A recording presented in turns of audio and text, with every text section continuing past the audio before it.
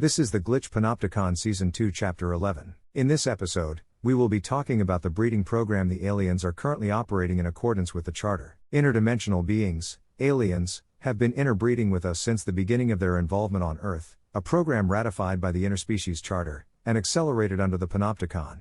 But the most interesting aspect of this program is not that they are intermingling their DNA in ours, it is that they are intermingling our DNA in theirs. Their offspring, which are the product of an interblending of our DNA with their alien DNA, are the product of a life cycle which includes incubation in our homes, and sometimes even in our bodies. Most of us carry some alien DNA, some more than others, but the younger generations carry an even greater mix. Likewise, they're young, disguised by the Panopticon, go to school with our children, eat with our children and even befriend our children. The youngest generations will integrate these alien occupiers to the maximum extent, not just because they are more like them, but also because they have grown up with them. Among the alien species which currently uses us for incubation, are species I mentioned in an earlier podcast such as the octopus-like species, which cross-fertilizes with us and which forces us to carry its offspring. The hosts of these organisms are often totally unaware they are incubating the young of alien species. More importantly, the goal of the Interspecies Charter was to initiate a peaceful cohabitation, but the added advantage of using us to incubate their young is that their numbers on Earth increase, while their active terraforming project combined with the interweaving of our DNA with theirs makes them more adapted to our environment. I called the Panopticon an amusement park for them, but in truth, it is more of a nursery. We are raising their young, but they are also raising ours. Our homes are reservoirs of countless species, from the small to the large. But in truth, many of the young that we caretake in our homes are in fact our offspring too. They contain interwoven DNA and our incubation of their young is not a passive incubation. They truly are our offspring as much as they are theirs. They didn't come to take all of our resources, they came to find a home. Likewise, many of our human young, in appearance, contain more alien DNA and consciousness than human. Many of them have been educated by aliens, and view things such as toilets as primitive human customs.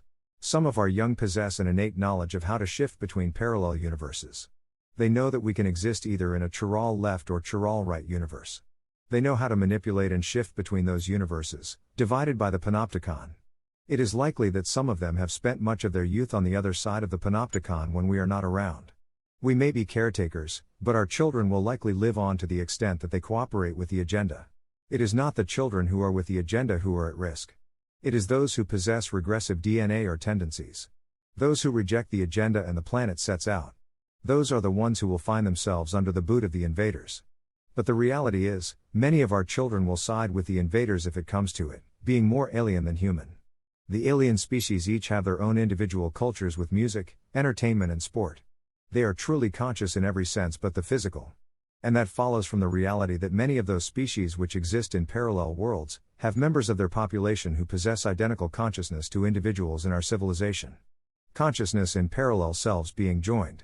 Those who are aware of their parallel selves, represent gateways between parallel worlds, capable of perceiving simultaneously the alien worlds beyond the Panopticon.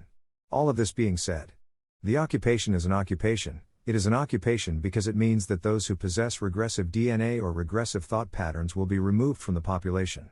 They may be permitted to breed with their alien counterparts, producing more alien than human offspring, and act as incubators, but they will not be permitted to spread their ideas or human DNA. It is an extermination, but an extermination of only a part of humanity, the part that was unwilling to accept the occupation and integration of alien species. It is likely that the factions who resist the occupation, or parallel worlds governed by those factions, will be placed in a position of war in the future, a war that may be fought on Earth by people or elsewhere by our offspring. But in truth, the path which humanity is following is perhaps inexorable given the alterations to our genome. We may look human, but many of us are more alien than human, our brains possessing DNA which governs consciousness and how we see the world. One final comment. I was contacted today by someone using a psychic telescope. Although I appreciate the intent behind such visits, such communications make it difficult to conduct my own inquiries. And since I cannot know who I am communicating with, you'll forgive me if I use jamming techniques. As explained, the psychic telescope is in the possession of governments with nefarious intent. And if I cannot identify the source of the transmission, I will terminate it. That's the end of the podcast for today. If you enjoyed it, please like, comment and subscribe.